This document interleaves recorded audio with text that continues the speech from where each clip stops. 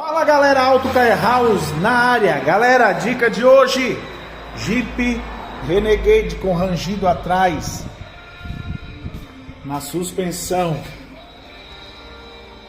Geralmente, galera, peguei uma situação aqui, mais um rangido, né?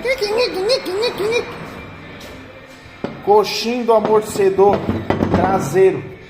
Tá vendo que ele tá deslocado aqui, ó, não tá no centro. Fica...